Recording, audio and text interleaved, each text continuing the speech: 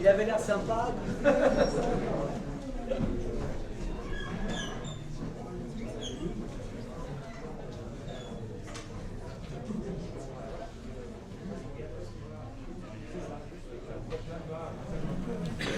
Eh bien, bonjour à toutes et tous. Avec Charles Ambrosino et moi, Nicolas Tixier. Donc, on est très très heureux d'ouvrir pour la première fois ces conférences Métro Fab Lab. Alors, Métro Fab Lab, pour ceux qui ne savent pas exactement ce que c'est une des 15 thématiques de Graduate School que l'Université Grenoble-Alpes démarre. Et Métro Fab Lab associe l'Institut d'urbanisme et de géographie alpine, l'École nationale supérieure d'architecture de Grenoble, et puis Sciences politiques. Et nous avons fait la rentrée avec 12 M1 qui sont ici présents dans la salle, qui viennent de différents parcours de master. Mais dans la salle, il n'y a pas que les gens d'AUEP, puisque l'intérêt de ces grandes conférences autour des fabriques métropolitaines, eh bien, c'est de réunir l'ensemble des étudiants qui se sont concernés par ce sujet. Alors, merci d'être présents. Mais aussi, pas que des étudiants, aussi des chercheurs, des enseignants et des professionnels de la ville, de l'urbanisme, de l'architecture et de l'aménagement du territoire. On va essayer d'organiser 2 grandes conférences par semestre. La prochaine, dans 15 jours, sera avec Nicolas Douet. Et puis, nous travaillons déjà à la programmation des 2 suivantes pour l'année prochaine. Peut-être pour compléter ce que vient de vous dire Nicolas, l'idée de ces conférences, c'est vraiment d'accompagner son public, mais d'accompagner d'abord un pool d'étudiants qui sont inscrits dans ces enseignements de Métro Fab Lab sur les fabriques métropolitaines, les accompagner à la fois pointer, circonscrire des objets de recherche, et également des méthodes qui pourraient éventuellement les conduire en fin de master à les éclaircir, les affiner, à produire des protocoles et peut-être après faire des recherches dans le champ de l'urbanisme, des études urbaines. C'est la raison pour laquelle, certes, nous avons des conférenciers, mais à qui nous avons demandé de se positionner notamment sur comment on fabrique, dans le fond, la recherche dans les champs de la science politique appliquée à l'urbanisme, de l'urbanisme, des études urbaines, de la géographie urbaine. Et on est tout particulièrement content avec Nicolas de t'accueillir, Laurent, parce que tu fais partie de ces chercheurs qui nous disent d'emblée, déjà avant de faire de la recherche, il faut chercher à qu'est-ce qu'on observe, ces fameux observables, pour reprendre une expression qui revient souvent quand j'ai l'occasion de t'entendre. Et une fois qu'on a délimité les contours de ce qu'on voudrait observer, la deuxième question assez rapidement qui se pose, c'est comment l'observer. Et de ce point de vue-là, je crois que la présentation de Laurent va nous renseigner, nous toutes et tous, sur à un moment, comment on fait ce pas de côté sur la fabrique urbaine, la fabrique des métropoles, dès lors qu'on regarde ceux qui font, c'est-à-dire les paysagistes, les urbanistes, les architectes, mais également les instructeurs de permis de construire, les conducteurs de travaux, ceux qui, dans leur quotidienneté, fabriquent justement les territoires dans leur matérialité, mais également dans les processus politiques, lorsqu'on regarde comment une intercommunalité se saisit une question d'un projet urbain, comment ils travaillent ensemble, comment ils travaillent avec les autres, autour de quels concepts. Et ce qui est intéressant avec cette première intervention, il me semble que ça permet aussi d'éclaircir qui est Laurent, c'est qu'il se déclare souvent dans la suite de ses travaux d'HDR comme un urbanographe, je crois, c'est-à-dire un ethnographe de l'urbanisme. C'est celui justement qui prend le temps d'observer, de capitaliser sur ses observations, et puis peut-être de faire évoluer les débats sur la question de la fabrique. Donc c'est vraiment sous cet angle-là qu'on a fait venir Laurent. Je ne vais pas trahir les contenus qu'il va nous présenter dans le cadre de sa présentation, mais voilà, c'est cette attention aux petites choses du quotidien qui participe de la grande et petite fabrique, pour reprendre l'un des titres de ses ouvrages, qui nous a paru extrêmement intéressant et assez opportun de mettre en avant dans le cadre de cette première conférence inaugurant ce cycle autour des fabriques métropolitaines de la Graduate School Métro Fab Lab. Merci. Merci beaucoup Charles, Nicolas, pour cette invitation, cette courte introduction. Et puis bienvenue à ceux et celles qui s'installent. On a bien fait de prendre un bon quart d'heure nantais avant de commencer. Bon, je suis vraiment, vous dire, même honoré en fait de cette invitation à inaugurer entre guillemets ce cycle pour une école universitaire de recherche sur une thématique à laquelle, selon moi, la place grenobloise contribue grandement. L'école universitaire de recherche à Grenoble, Métro Fab Lab, pour moi, c'est voilà, l'un des lieux qui compte en France, en tout cas assurément, sur la recherche urbaine.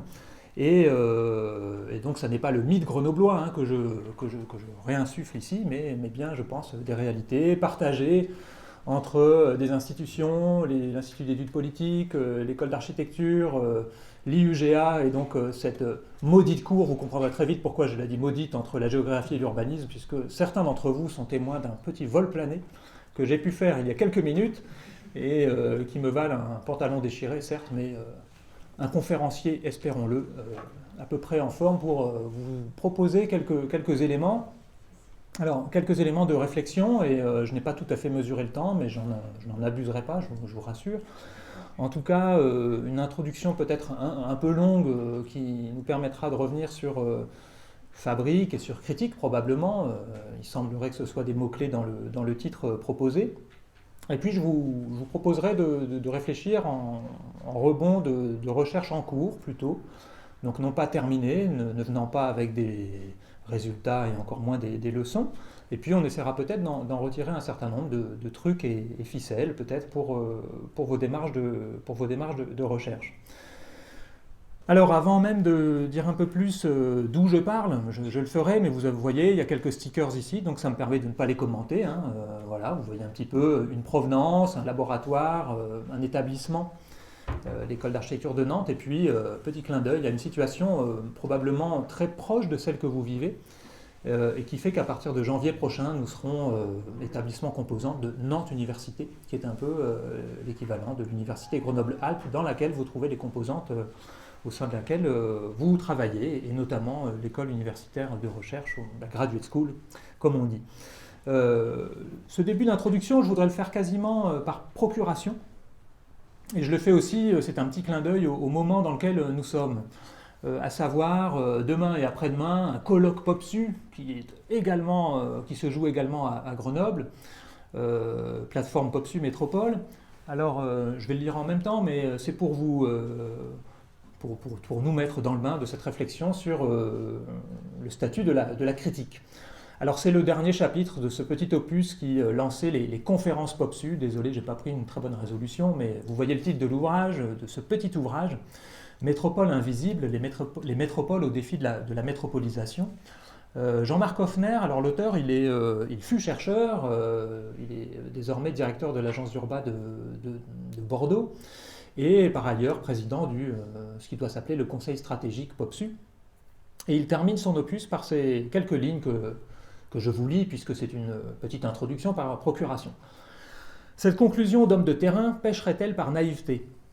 Est-ce finalement bien raisonnable de rechercher aujourd'hui les recettes d'une gouvernance métropolitaine, alors que les harots sur la métropolisation ricochent en écho entre défenseurs d'une ruralité embrumée et pourfendeurs d'une urbanité dégradée? Des économistes contestent le monopole des métropoles à créer emploi et innovation, dénonçant la mythologie CAM, compétitivité, attractivité, métropolisation, excellence. D'autres théorisent l'ingouvernabilité des métropoles, incapables de faire émerger l'acteur collectif apte à les guider. Beaucoup s'offusquent de la faible légitimité démocratique des métropoles, happées par une culture managériale porteuse de dépolitisation. Certains vont plus loin dans la critique d'une métropolisation au service des marchés financiers. Les villes seraient alors à démondialiser, à libérer des maux de l'accumulation et de l'accélération, poison du capitalisme contemporain, et la terre à désurbaniser face à un urbain métropolitain épuisant les corps et la nature. L'appel à fragmenter le monde des uns au nom d'une résistance à l'emprise du réseau global semble alors s'opposer à la lutte contre la fragmentation territoriale réclamée par d'autres au nom de la réduction des inégalités sociales. Il me semble que, j'arrête la lecture ici, et puis je ne vous livre pas tout à fait la chute de ce petit opus, que vous pouvez lire aussi en ligne, vous le trouverez en PDF facilement, résume bien l'état d'une critique, en fait, qui est très présente, discours de la critique, donc, très présent, mais peut-être mal instruits, c'est du moins déjà ce que suggère Jean-Marc Hoffner ici, et auxquels participent peut-être aussi maladroitement quelques essais et contributions de géographes ruralistes. Alors, j'aimerais vous proposer un peu un pas de côté par rapport à cet état des lieux, pour reprendre autrement cet enjeu de critique, qui serait en quelque sorte plus infra, et qui suggère quelques éléments pour celles et ceux ici présents, soucieux de se donner des observables, je reprends le terme lancé par Charles, pour vos travaux de recherche présents et à venir. Alors, débroussaillons peut-être un peu les termes, et alors fabrique métropolitaine, ça me permet un petit clin d'œil, je ne vais pas me pesantir là-dessus, je vous en rassure, un petit clin d'œil à ce qui était un vieux livre, et je reste dans Popsu, hein, vous voyez, comme ça vous met dans le bain de probablement certains échanges auxquels vous pourrez assister, demain et après-demain, il me semble qu'ils doivent être ouverts et que ça se passe dans un autre lieu que celui-ci.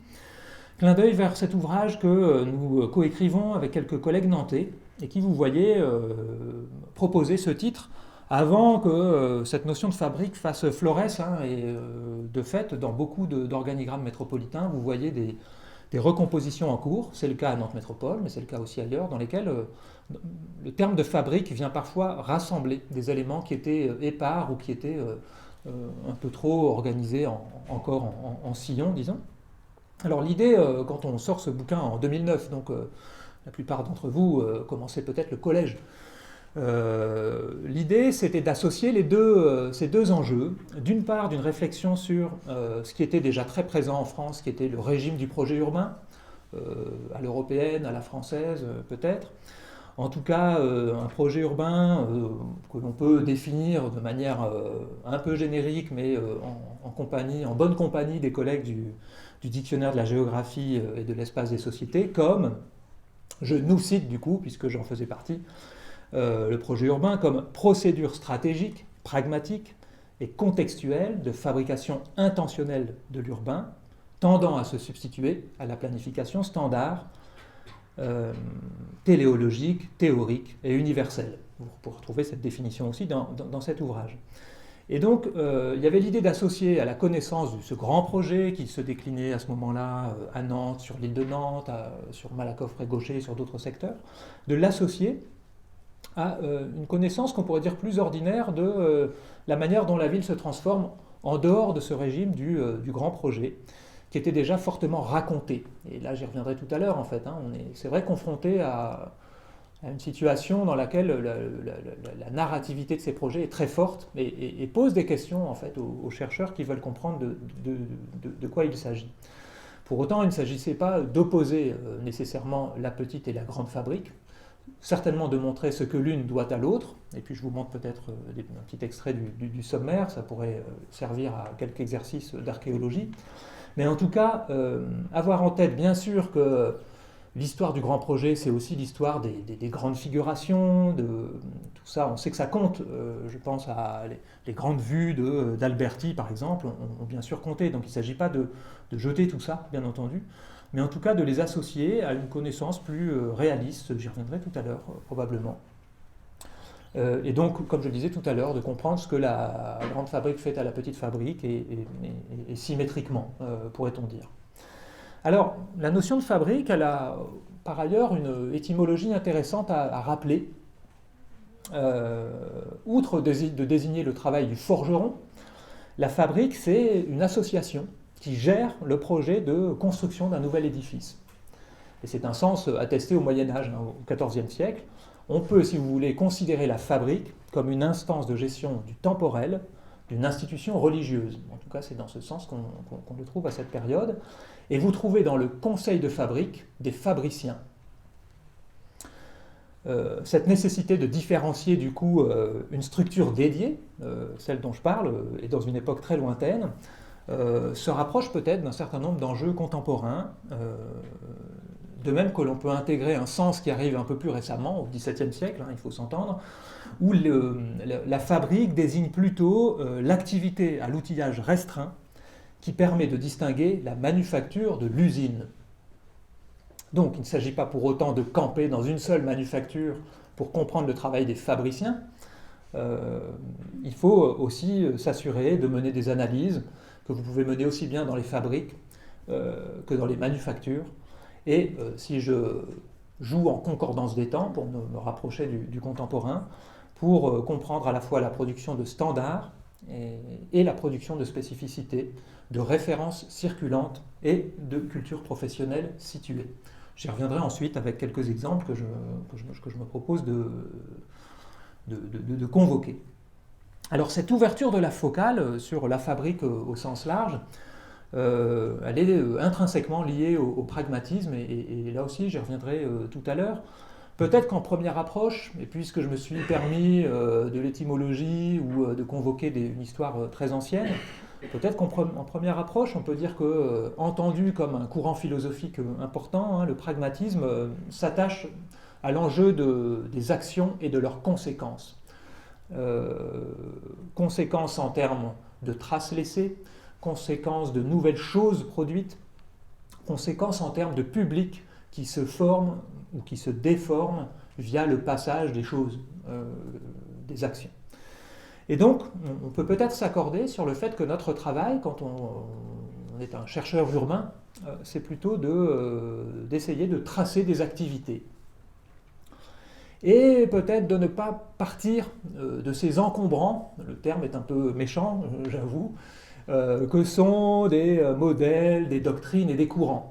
Ça ne veut pas dire qu'il faut les jeter tout à fait, mais en tout cas ne pas les considérer comme des cadres théoriques, mais bien plutôt comme des matériaux, et des matériaux parfois suspects, puisque, j'y reviendrai tout à l'heure, sûrement en conclusion, on a parfois du mal à saisir en quoi agissent ces modèles, ces courants et ces doctrines, donc d'où l'enjeu de s'en prémunir d'entrée de jeu.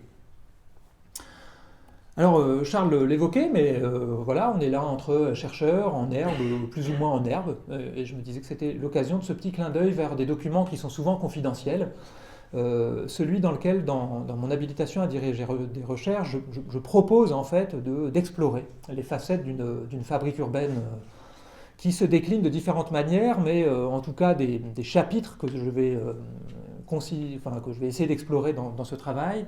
C'est les facettes d'une fabrique urbaine qui est à la fois émergente. Alors je crois que c'est le mot-clé des 2 prochains jours PopSu, je vous assure que je ne l'ai pas fait exprès, mais en tout cas une fabrique urbaine émergente, cadrée, équipée, figurée, non consensuelle et localisée.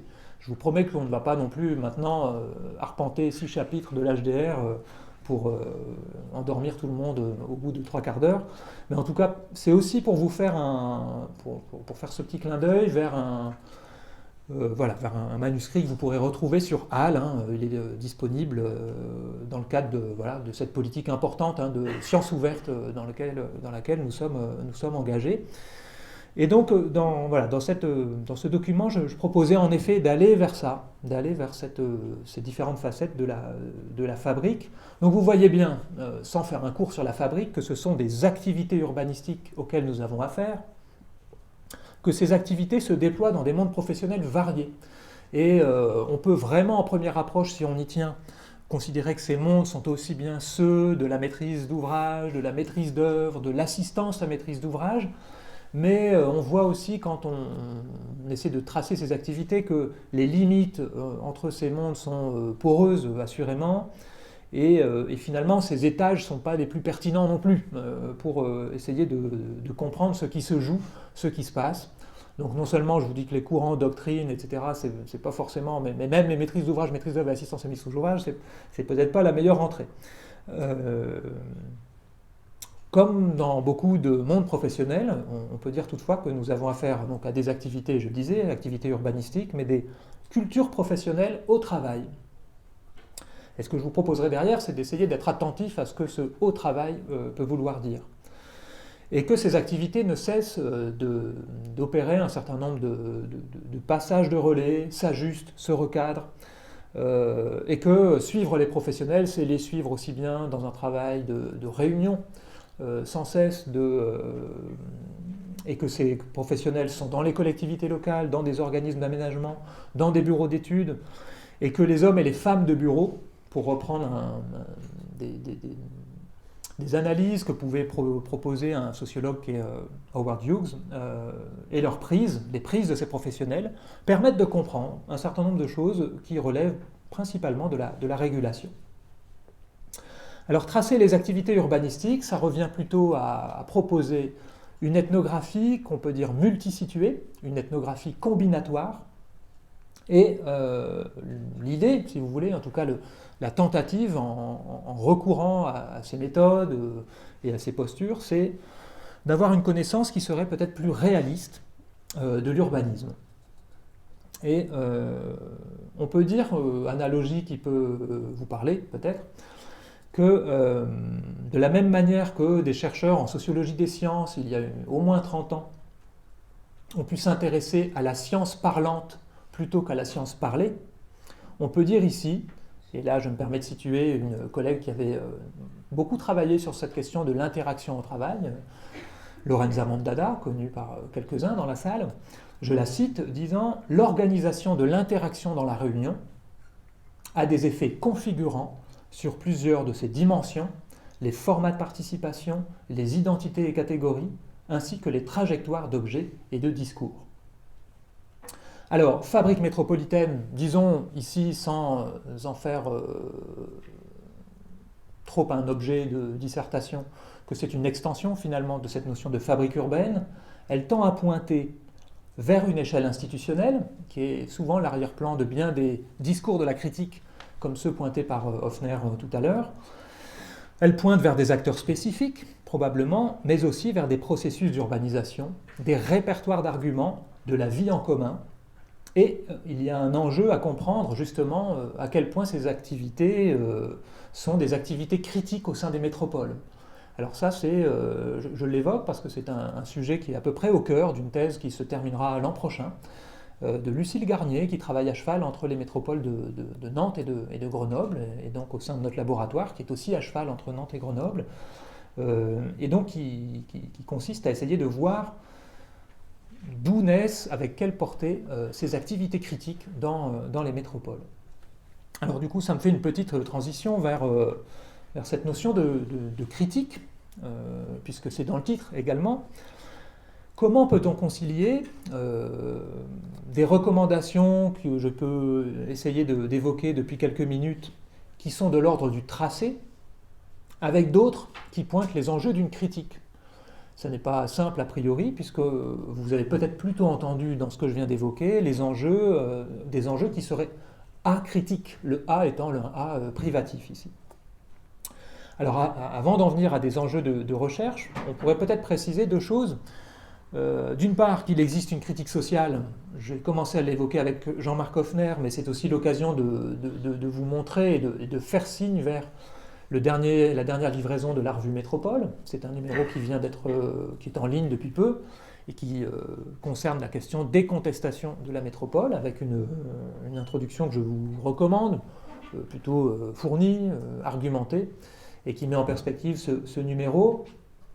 En gros, ce dont il est question, c'est de voir dans ce numéro que les métropoles sont devenues des totems conflictuels. Et donc, vous voyez plutôt dans ce numéro l'importance de critiques qu'on pourrait dire plutôt méta, et qui mettent en scène des répertoires argumentatifs qu'il est plutôt précieux de décortiquer. Décortiquons par exemple le slogan « Contre la métropole et son monde », puisque est-ce qu'il est si évident qu'on puisse voir le monde de la métropole comme unique et identifiable clairement? Et donc c'est une invitation à critiquer le processus de métropolisation, plutôt dans ses dimensions, je parle du dossier ici de métropole, dans ses dimensions, disons, fonctionnelles et institutionnelles. Je cite très rapidement l'introduction.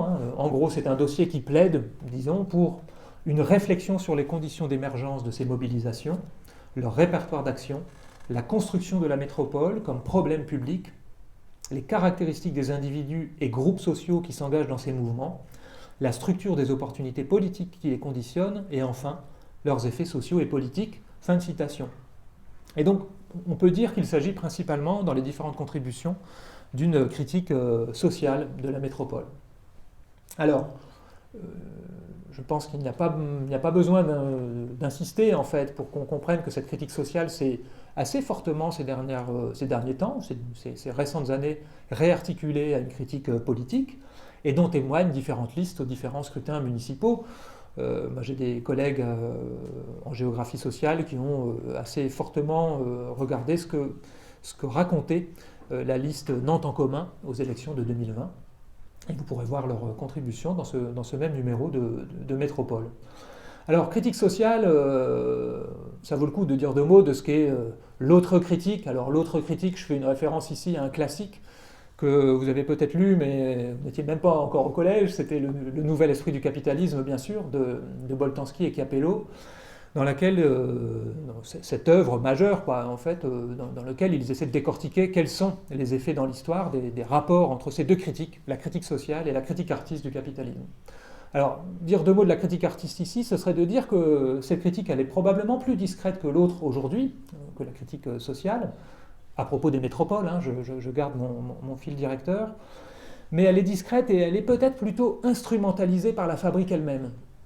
En tout cas, c'est ce dont témoigne un grand nombre d'acteurs culturels qui participent à l'aménagement, et bon, on est tout à fait garni en fait à Nantes, et on pourra en parler plus longuement si vous le voulez, et donc également saisi par des consultants, par des acteurs intermédiaires de la fabrique métropolitaine.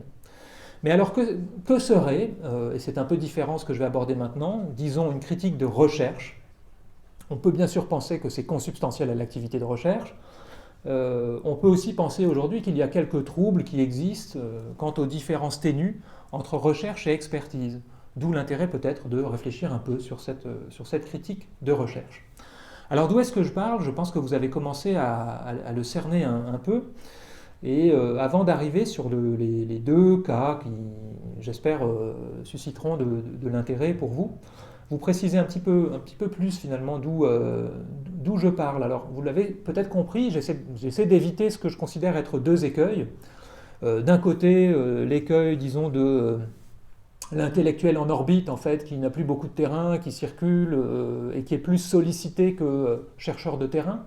Ça, c'est selon moi un écueil. Et puis l'autre écueil symétrique, c'est celui qu'on pourrait appeler le local trap, ou en tout cas le fait que globalement vous périmétrez, ou on vous périmètre dans une aire de recherche en disant que vous êtes le spécialiste de Nantes. Et ça m'est même arrivé qu'on me qualifie de nantologue. Donc vous voyez, autre écueil, quoi. Le spécialiste de Nantes, qu'est-ce qu'il a à dire sur la fabrique métropolitaine qui ne serait pas spécifique à Nantes? Bon, alors j'essaye d'éviter les deux, on pourra y revenir. De fait, mes travaux sont plutôt marqués par une continuité d'investigation et de curiosité pour cette ville et cette métropole dans laquelle je vis et je travaille, comme on dit dans le monde artistique, depuis un peu plus de 20 ans. Et donc, position, disons, d'ethnographe de la fabrique urbaine, Charles le disait en introduction, qui essaye de mener des pourparlers avec un certain nombre de ces acteurs institutionnels. Et là aussi, c'est peut-être des éléments, des enjeux de méthode sur lesquels on pourrait discuter tout à l'heure, et notamment des pourparlers avec des acteurs territoriaux. Et l'enjeu de tenir sur le fil, sur une corde de funambule peut-être, cet équilibre instable entre critique et confiance, ou encore peut-être une autre manière de le dire, entre confiance et interpellation. Donc vous voyez, une autre manière encore de rephraser ce que j'évoque, c'est d'essayer d'être ni un intellectuel déférent, ni dans la critique radicale. Alors le temps long, là, on s'entend, hein, c'est les 20 ans dont je parle, ça ne veut pas dire qu'il y a de la stabilité. Parfois, on pourrait imaginer que les gens qui travaillent depuis des décennies sur le même territoire ont une stabilité des rapports en fait, qu'ils ont pu mettre en place avec les acteurs territoriaux ou d'autres.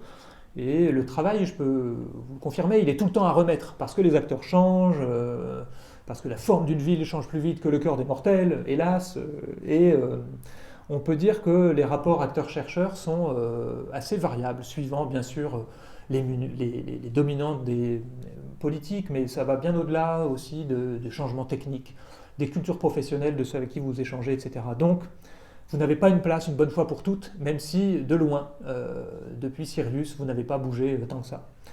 L'autre question sur ces temporalités, elle renvoie aussi à une question qui est toujours difficile, je pense, pour les chercheurs, qui est la question des temporalités des productions de recherche. En gros, on a toujours besoin d'analyses qui prennent du temps, que l'on fait bouillir dans un temps long. Et pour autant, l'enjeu de textes d'interpellation, je le disais tout à l'heure, qui sont présents, un travail à chaud dans lequel on peut se risquer. Et puis, il y a parfois, dans les différents sites sur lesquels nous travaillons, des revues qui peuvent être des revues d'intervention ou des revues de débat. Et par exemple, à Nantes-Saint-Nazaire, nous avons une revue qui s'appelle Place Publique, et que nous, nous étant un comité de rédaction universitaire et para-universitaire, si vous voulez, que nous essayons d'activer, et qui ne demande pas les mêmes temporalités que celles d'un rapport de recherche, d'une thèse, d'une habilitation à diriger des recherches, etc. Et donc, voilà, il y a quelque chose aussi qui se joue d'intéressant à décortiquer, parce que suivant les lieux, on ne joue pas de la même manière. Et puis on est très interpellé depuis une dizaine d'années sur les formats de recherche. Par exemple ici, j'ai vu que en marge de cette plateforme, à l'honneur à J-1, l'enjeu des podcasts qui sont quand même, à mon avis, de très bons outils pour diffuser, mais aussi produire du débat, un certain nombre de choses. Voilà. Donc ça vous donne peut-être quelques points un petit peu plus précis de là d'où je parle, comme je le disais tout à l'heure. Et puis maintenant, je voudrais qu'on se cible sur 2 cas, si vous voulez. J'aime beaucoup la pensée par cas. Et 2 recherches qui sont, vous verrez, dans des temporalités différentes, mais pour lesquelles, en tout cas, des travaux sont en cours ou viennent juste d'être livrés. Et je me disais que c'était bien pour vous, Master 1, Master 2, doctorante, docteur, de replonger avec moi, en fait, dans des questions que cela peut poser. Donc, vous voyez, là, j'ai vraiment résumé au pas de charge des enjeux de ces 2 points, mais on va passer un peu plus de temps sur chacun d'entre eux, si cela vous va. Et donc, le premier, on va rester quelques minutes avec ces photos qui sont plutôt ordinaires. L'enjeu peut-être de départ, c'est celui que j'évoquais tout à l'heure, de prendre au sérieux l'activité ordinaire, mais peut-être l'activité des troublés, l'activité des requérants et l'activité des instructeurs. Alors, on va commencer par les troublés. Alors les troublés, nous sommes tous troublés par ce qui nous est arrivé il y a quelques minutes, par le cours du monde. Mais ici, les troublés, ce sont des habitants, et je vais évoquer une anecdote qui permet de prendre la mesure de comment les habitants enquêtent à leur mesure quand des choses troublantes leur arrivent. Donc c'est une anecdote que je vous livre et que je vais juste commencer par citer, puisque c'est un mail qui m'arrive il y a quelque temps, quelqu'un que j'ai rencontré lors d'un débat à un moment donné, et qui à nouveau se branche vers moi comme enseignant-chercheur dans une école d'architecture, et qui dit qu'il aimerait reprendre contact avec moi ou avec des collègues qui auraient travaillé, je le cite dans son mail, sur la problématique de l'insertion des quartiers et villages dans la ville. Et plus spécifiquement sur un quartier qui ne vous dira rien ici, c'est pas la peine que je le nomme. Voilà ce qui nous arrive, c'est toujours le mail. Hein. Nous venons d'observer la présence de maîtreurs, puis de foreurs dans les jardins de nos voisins, puis de découvrir, en allant à la mairie, les voisins devenant soudain muets, qu'un permis de construire a été déposé pour la construction d'un immeuble de 27 logements. Les 2 terrains font 700 m² au total. Le projet nous semble surdimensionné. Et au-delà de notre cas particulier, partagé par quelques autres riverains, nous nous inquiétons de constater qu'à 100 mètres, un immeuble de 16 logements vient d'être livré, à 50 mètres dans l'autre direction, un immeuble baptisé Poésie de 12 logements est en construction, alors qu'un terrain de 1300 m² vient de se libérer, et les bouches s'ouvrant, nous apprenons que d'autres projets sont dans les tuyaux. Nous voudrions nous appuyer sur la déclaration d'intention de la maire, qui a affirmé vouloir conserver l'esprit village de certains quartiers, comme Sainte-Anne, voilà, j'ai livré le nom. Nous voudrions échanger nos arguments avec vous, etc. Alors ça, c'est un mail qui vous arrive, et ça peut vous arriver comme masterant, doctorant, de recevoir un mail comme ça. Qu'est-ce que vous en faites? Vous pouvez très vite vous dire que vous avez d'autres chats à fouetter, que c'est du NIMBY, et donc c'est bon. Il pourrait y en avoir d'autres. Et puis, vous pouvez aussi considérer que la mémoire aidant, c'était a priori pas quelqu'un qui était dans cette perspective du citoyen qui est contre tout ce qui bouge à proximité et susceptible de troubler son voisinage. Et donc, vous dites, tiens, on va répondre, et puis on va aller voir de quoi il retourne. Donc nous prenons rendez-vous, on se retrouve à discuter pour recamper le contexte dans la cuisine de cet habitant, et puis on déambule dans le quartier et on essaie de prendre la mesure, et moi de prendre la mesure un peu plus épaisse de ce qui a été le trouble de départ. Et le trouble de départ, ce sont des gilets oranges dans la rue, alors ce n'est pas des gilets jaunes, c'est des gilets oranges, qui font quelque chose que les habitants imaginent être au début être plutôt de l'ordre du tracé d'un nouveau tracé des places de stationnement. Et puis cette autre chose, c'est le même gilet orange qu'on retrouve dans le jardin du voisin, et on comprend assez vite qu'il n'y a pas de sondage sans projet, que vous ne faites pas pour le plaisir un petit sondage dans votre jardin pour dire tiens, au fait, l'étude de sol, ça donne quoi ? Évidemment qu'il y a d'autres choses qui se jouent. Et donc ce qui est intéressant, c'est qu'on prend le temps de reparcourir les étapes par lesquelles cet habitant et quelques autres voisins sont passés, pour essayer de comprendre ce qui se joue, et en effet, pas dans une perspective de dénonciation, mais plutôt de vigilance, et c'est peut-être le terme qu'on peut retenir. Ils s'aperçoivent que d'autres ont été démarchés, en fait à peu près toute la rue, ou toutes les rues alentours ont été démarchées par des promoteurs qui en fait cherchent à pouvoir densifier, hein, le plan local d'urbanisme le permet. Et donc, on peut prendre la mesure de l'enquête en fait, que mettent en œuvre ces habitants. Ils invitent des élus à venir voir, à comprendre des éléments. Ils se rendent au service d'urbanisme de la commune. Et donc, ce qui est intéressant, c'est de voir qu'au-delà de photographies qui pourraient montrer un quartier paisible, calme, tranquille, se joue en fait en arrière-plan et de manière à peu près invisible ou presque des tractations fortes. Il y a des projets qui sont déposés, il y a la ville est en train de se transformer. Alors, on pourrait, je reprendrai peut-être un peu cette fable ensuite, mais vous voyez bien déjà qu'on a des habitants aux intérêts situés et variés, on a des élus qui tantôt portent une représentation communale et ou intercommunale, on a des acteurs immobiliers, et ces acteurs de l'immobilier sont tous sauf un seul et même bloc de méchants capitalistes en fait.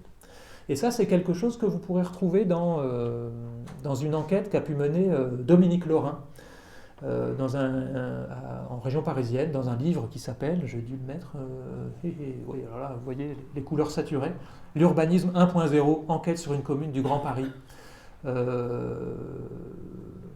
Voilà, je reviens sur ma diapo plus fade, mais vous avez la référence en tête. Dominique Lorin qui travaille sur Villiers-sur-Marne et qui montre bien en fait qu'il y a tout un éventail d'acteurs et que les petits promoteurs passent souvent sous les radars entre guillemets. SCI sans gros capital et souvent ce sont ces acteurs qui, comme Dominique Lorin le dit, take the money and run, et ce sont plutôt eux que des grands groupes qui, plus souvent régulés, accomplissent davantage des missions publiques même, selon lui. Alors, je reviens à mon cas. Vous avez des habitants qui essaient de comprendre comment ça fonctionne, en fait. Ils vont à la mairie, ils rencontrent d'abord un monde technique, finalement. Aller au service de l'urbanisme, c'est d'abord pouvoir rencontrer des instructeurs, je vais y revenir, et c'est rencontrer une organisation publique différenciée. Des petites institutions élaborées pour l'action, familières aux acteurs, des contrats, des normes techniques, des ratios comptables, un protocole de calcul de droit à construire, etc. Donc il faut de l'opiniâtreté tout de même pour ces habitants, et à un moment donné, ils demandent conseil à un avocat spécialisé en droit de l'immobilier. Est-ce que le permis de construire a été déposé ? Si oui, un bordereau doit pouvoir en attester.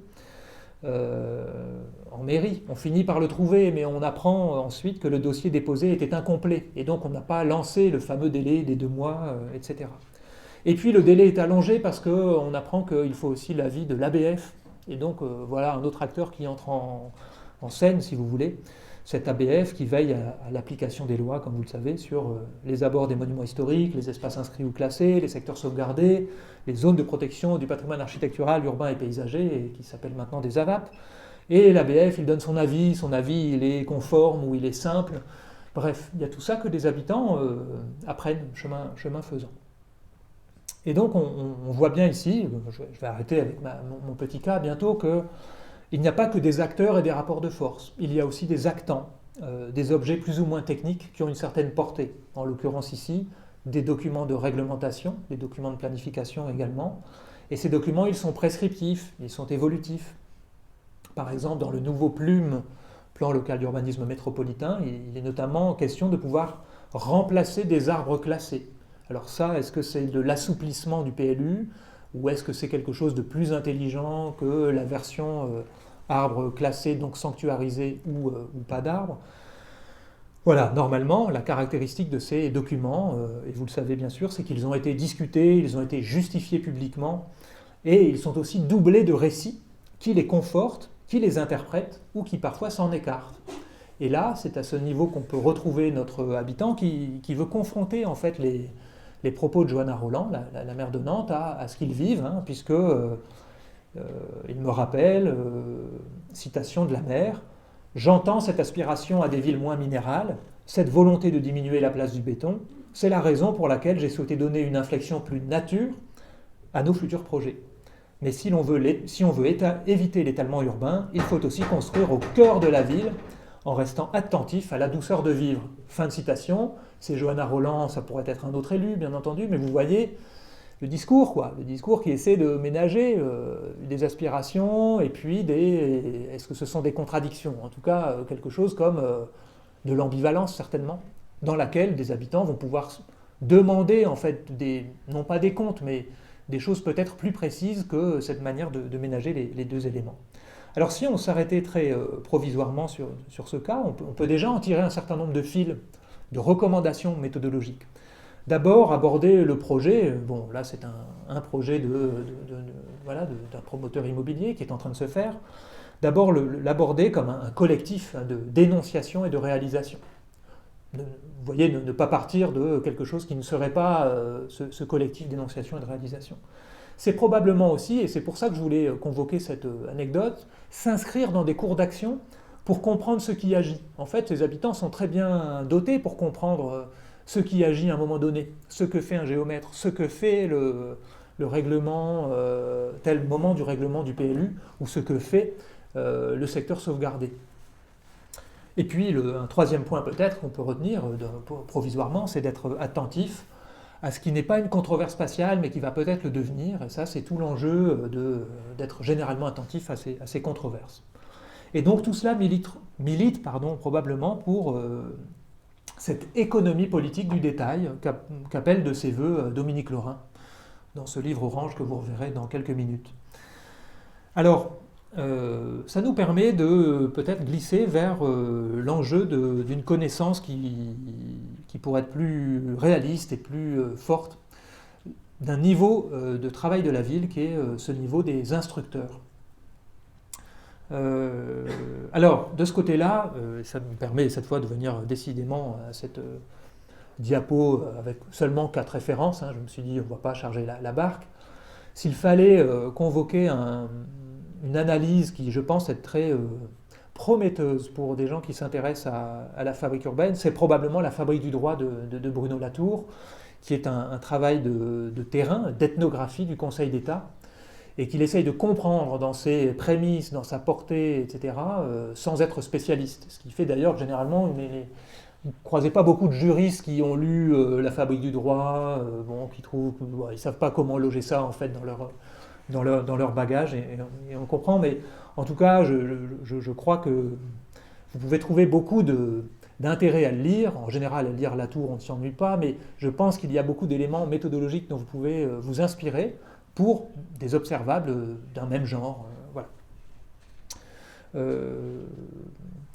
Et alors, je le disais tout à l'heure, le projet urbain, le grand projet, tout ça, ça a été plutôt bien renseigné, bien connu dans les années 2010, et c'est nécessaire, l'apparition et la structuration de figures spécifiques, etc.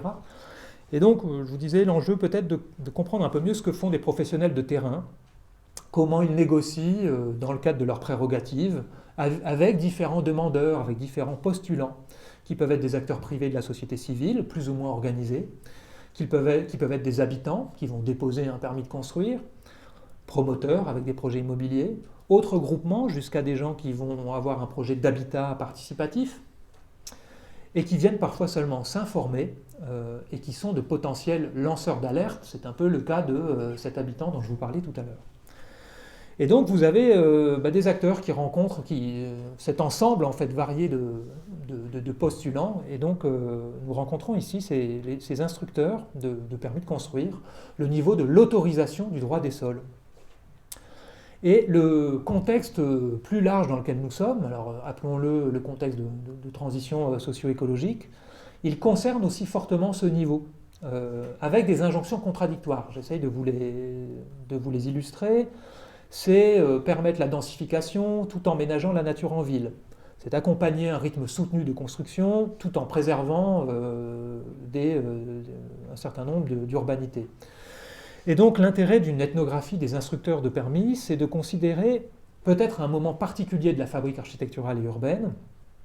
On leur parle de manière croissante d'urbanisme négocié, mais il reste plutôt les petites mains de l'urbanisme, relativement peu reconnu dans les organigrammes. Si vous regardez comment ça se déplie dans la fonction publique territoriale, ce sont des catégories B, voire des catégories C. Et donc plutôt vu institutionnellement comme des exécutants de la règle.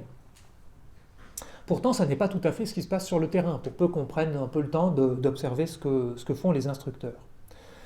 Et vous comprenez qu'en arrière-plan, vous avez des PLU ou des plumes à l'échelle donc métropolitaine, qui cherchent à mettre en place un urbanisme négocié, c'est-à-dire décrire différemment les règlements, mettre en place de nouvelles professions. À Nantes, depuis 3 ans, il y a un poste d'animateur du réseau des instructeurs ADS, précisément pour accompagner l'idée qu'on aille davantage vers la négociation des projets plutôt que dans l'application d'une règle.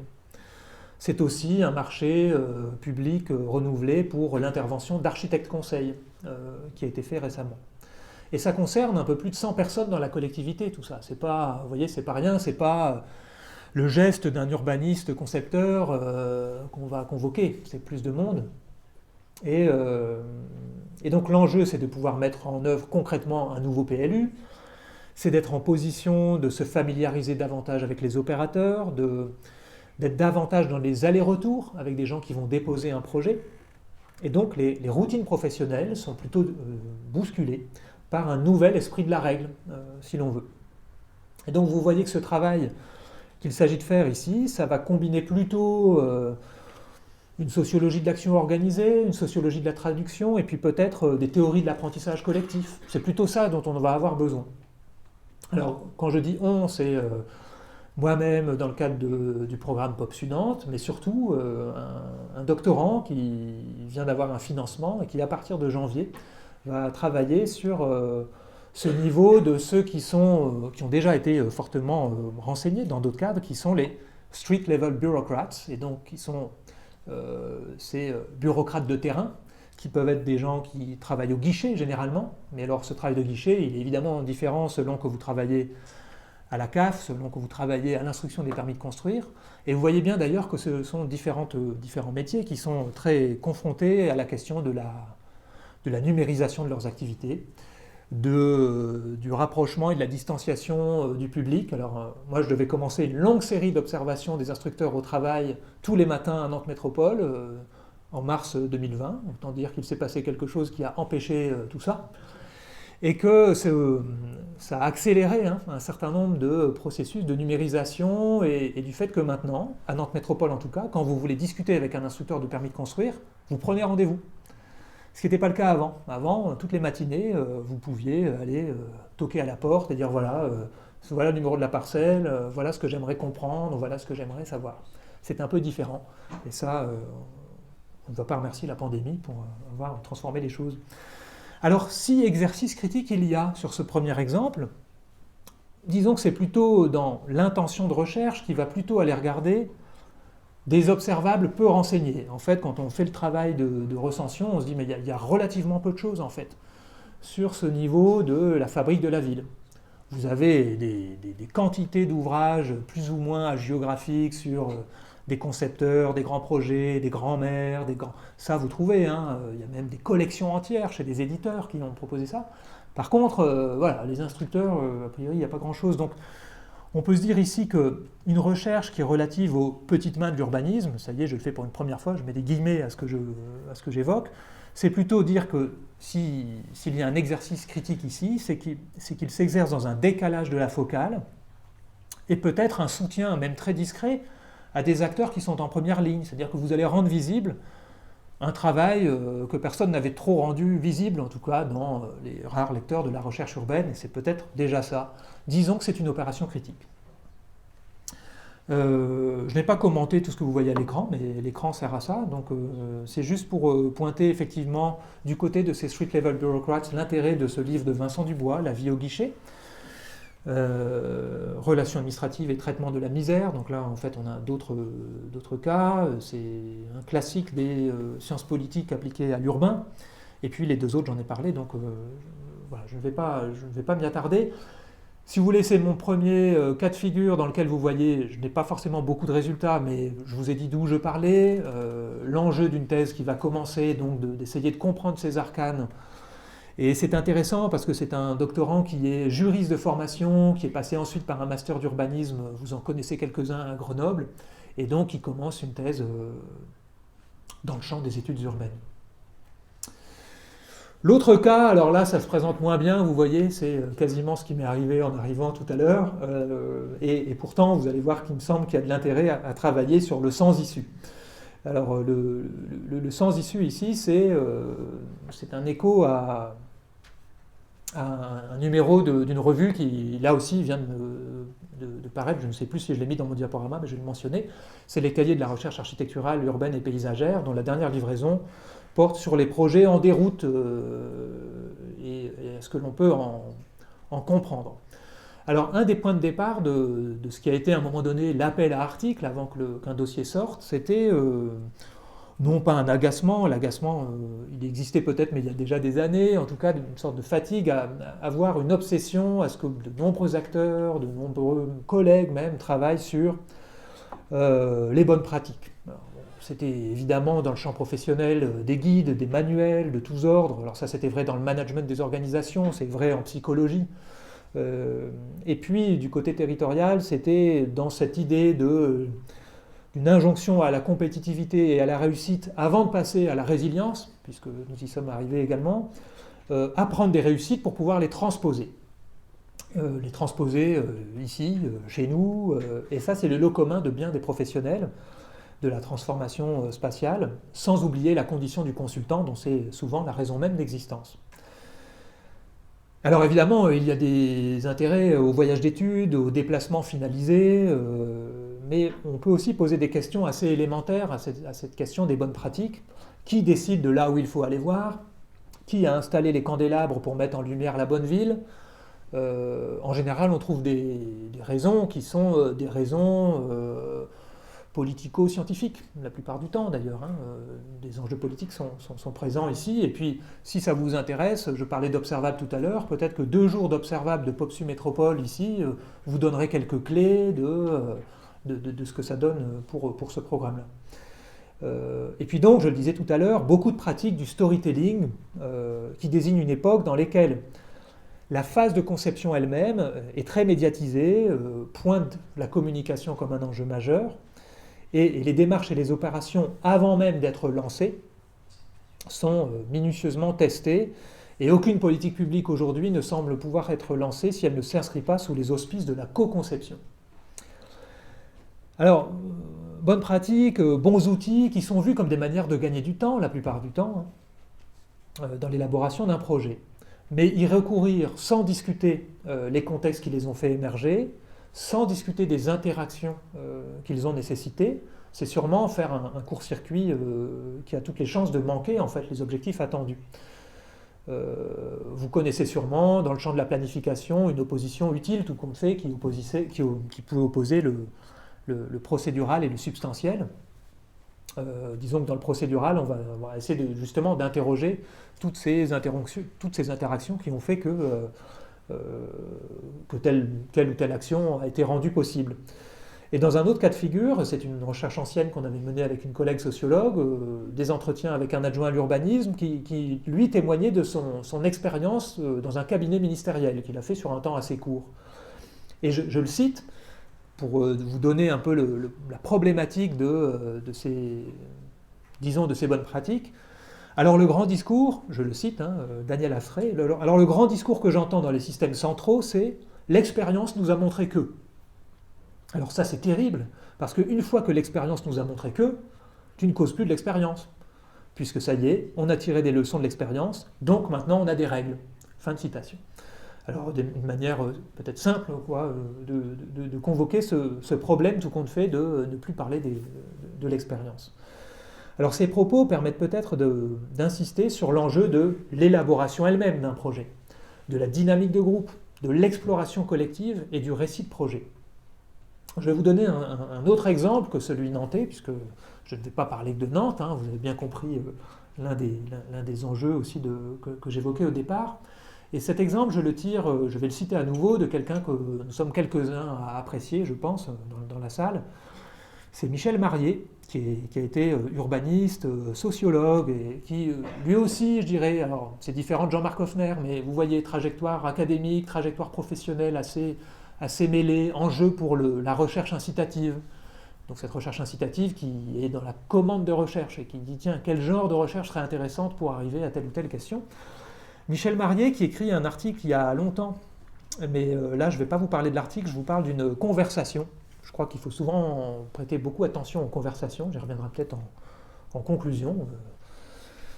Oui, je surveille l'heure, je ne vais pas être encore trop long, je vous rassure. C'est des conversations que Thierry Pacaud avait publiées dans un ouvrage très intéressant pour vous, je pense, comme matériau, qui s'appelle « Conversations sur la ville et l'urbain ». C'est une série de conversations qui étaient publiées dans la revue Urbanisme, à la grande époque de la revue Urbanisme, et qui sont, que vous pouvez retrouver dans cet opus. Et donc Michel Marié revient sur un des cas qu'il a analysé, donc je le cite cette fois. Il parle de 2 projets d'aménagement. Quand je compare le Baronne Languedoc et le Canal de Provence, qui sont de la même génération, les similitudes sont nombreuses, mais il est une différence de taille. Le premier est en faillite et l'autre pas. Pourquoi ? L'une des hypothèses que j'émets pour expliquer l'échec du barreau de Languedoc est que son patron, Philippe Lamour, n'avait pas en face de lui de résistance, et donc n'avait pas de principe de réalité. Alors qu'en Provence, il en était tout autrement. D'où l'idée que pour qu'un appareil technique perdure et fonctionne bien, il faut qu'il ait appris à composer avec du social, avec de la résistance locale.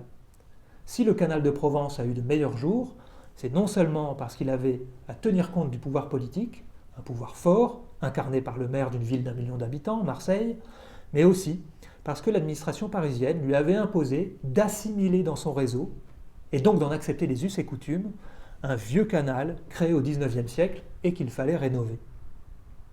Alors, fin de citation, conversation sur la ville et l'urbain, Thierry Pacaud avec Michel Marié, je n'ai pas noté la page, mais vous retrouverez dans la bonne bibliothèque de la Cité des Territoires, je n'en doute pas.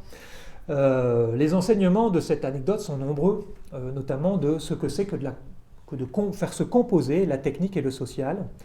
Et souvent, ils sont sous-documentés, parce qu'on a du mal à parler des sorties de route, ou des faillites, ou des projets comme on l'évoquait. Pardon. Alors, bon, je ne le commente pas, mais c'est la photographie qu'on a retenue finalement pour le dossier des cahiers de la recherche, donc je dirais 2 mots. Et puis ça, c'est la photo à laquelle vous avez échappé, qui était bien aussi, mais un peu surexposée, que mon collègue Laurent Maté, on a tous les deux dirigé ce numéro, avait proposé, qui est c'est une friche en fait du site de l'Expo universelle de Séville de 1992.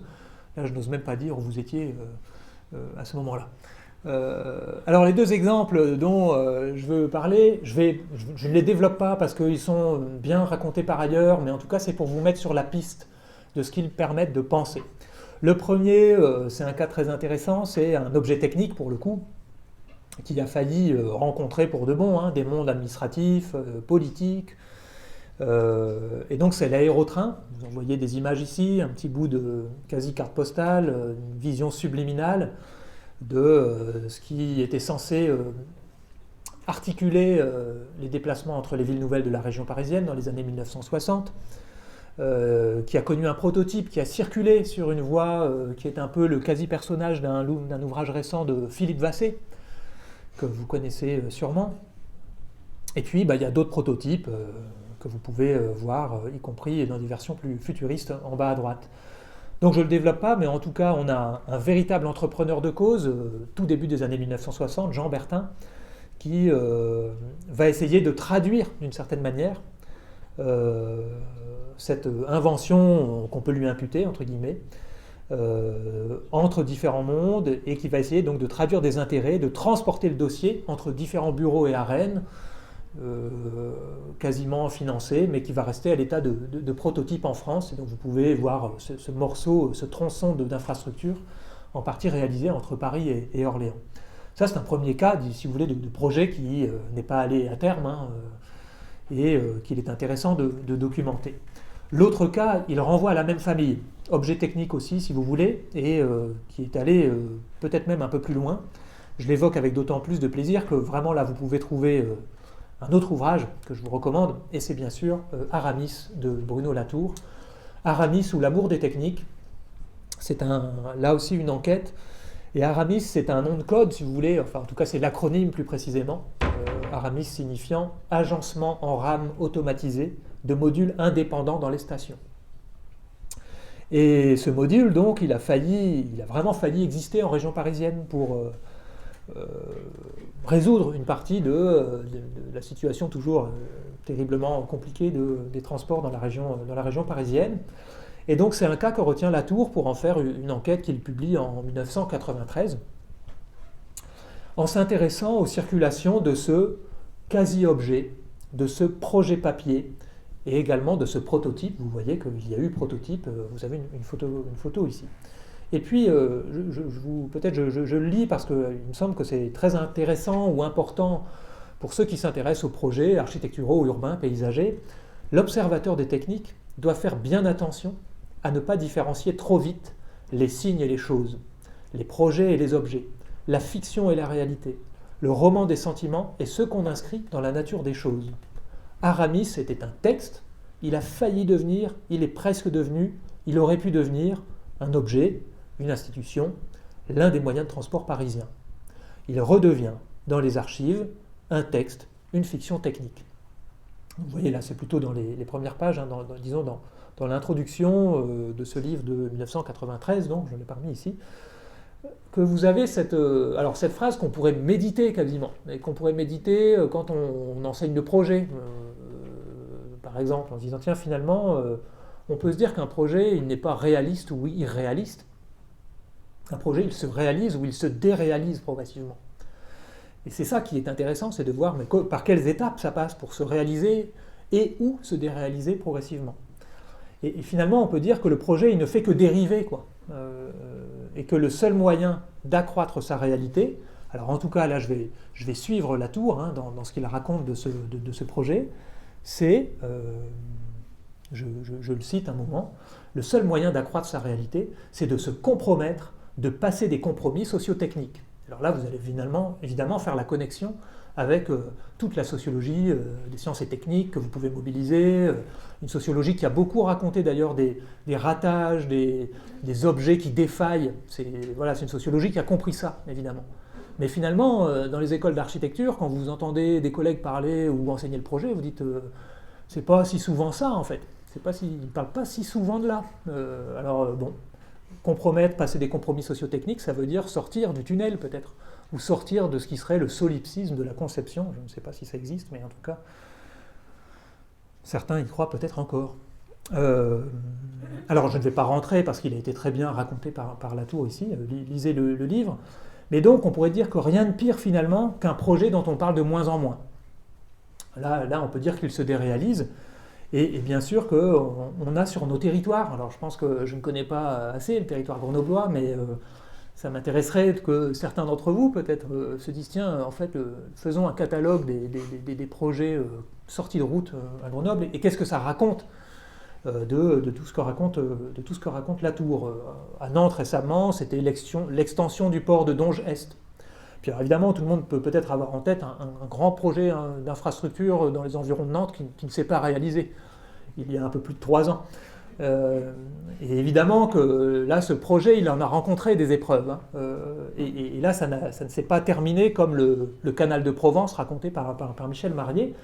Là, il y a eu de la contestation du grand équipement, du grand projet inutile et imposé, et ça a même été à tel point que l'intitulé de l'urbanisme zone d'urbanisation différée, c'est aujourd'hui une autre signification, et la ZAD n'est plus la zone d'aménagement différé, enfin pour la plupart d'entre nous, me semble-t-il. Alors ces considérations permettent peut-être de prendre au sérieux ces projets qui ne se sont jamais réalisés. Je ne vais pas vous parler des projets nantais ici, mais peut-être, et pour aller bientôt vers ma conclusion, même le soleil s'est caché depuis longtemps, sortir en tout cas de l'opposition simpliste entre réussite et échec, pour plutôt s'intéresser au degré de réalisation. Les projets sont occasion d'apprentissage et finalement on pourrait dire de test de la consistance des sociétés qui les lancent. En tout cas c'est vraiment comme ça qu'on pourrait relire le canal de Provence. Le degré de réalisation de cet aéroport dont je parlais, il est nul, c'est vrai, mais les apprentissages de ce projet, en voie de réalisation à certaines périodes et en voie de déréalisation à d'autres périodes, sont très nombreux, au moins sur les plans de la participation citoyenne, des inflexions de l'aménagement du territoire, de l'écologie territoriale, et il me semble maintenant que tout bon manuel d'histoire de l'aménagement et de l'urbanisme pointera cette conférence d'un Premier ministre de janvier 2018, évoquant en fait l'abandon du projet. Je pense que ça c'est un grand moment. Regardez sur YouTube ce soir ce moment avant de vous endormir, c'était un grand moment. Alors, presque pour terminer, puis j'en viens à ma conclusion, parce que une erreur urbanistique fréquente, qu'on rencontre souvent, c'est justement de se dire que la conflictualité est forte aujourd'hui et qu'il faudrait pouvoir le plus possible déminer en amont. Alors si vous comprenez ce que raconte Michel Marié, si vous lisez ce Aramis de Latour, vous comprenez que non, il ne faut pas déminer en amont les problèmes. Et il ne faut pas s'orienter vers un urbanisme thérapeutique préventif, comme on le voit quand même beaucoup à l'œuvre dans combien de ZAC, combien d'écoquartiers, combien d'espaces. Et une autre erreur serait peut-être de considérer qu'aujourd'hui, on ne peut plus faire projet. On entend beaucoup d'élus dire que ça n'est plus possible, l'intérêt général est impossible à atteindre, le NIMBY est partout. Voilà. Et on peut tout de même dire que toutes les critiques qui ont pu être faites face aux conceptions abusives de la généralité et du surplomb ont été plus qu'utiles. Et que ce sont plutôt des chances pour ces éléments que j'évoquais tout à l'heure, qu'on les appelle la participation citoyenne, l'écologie territoriale, etc. Et donc, c'est plutôt chanceux qu'il y ait de la friction et qu'il y ait du concernement plutôt que de l'indifférence. Et donc, si l'on arrime cette perspective aux contestations locales, ça se traduit par un chantier qui peut être un chantier d'imagination métropolitaine, parce que justement, comme on le disait en introduction, la montée d'opposition à la métropole et à la métropolisation est régulière, porteuse d'un discours souvent urbanophobe. Et donc, on peut considérer finalement que ce serait un futur bien appauvri que de dire que d'opposer la métropole et son monde de béton, je reprends des slogans, des éléments qu'on peut trouver bien sûr dans la plupart des métropoles, versus des collectifs enracinés dans des authenticités agricoles. Vous voyez bien que ça ne marche pas et que ça n'est pas du tout à la hauteur de ce qu'une recherche urbaine et territoriale peut faire. Alors dans ce deuxième cas, l'exercice de la critique revient plutôt à un choix incongru et peu flatteur pour les maîtres d'ouvrage de ces projets. C'est là vous voyez bien que vous ne pouvez pas tabler sur un financement à 100% local ou territorial en disant on va travailler là-dessus, donnez-nous de l'argent pour qu'on voit à quel point vous avez échoué, comment vous avez échoué. Et en revanche, vous voyez bien que les récits de projets échoués permettent de mieux saisir ce qu'on pourrait appeler des dynamiques projectuelles.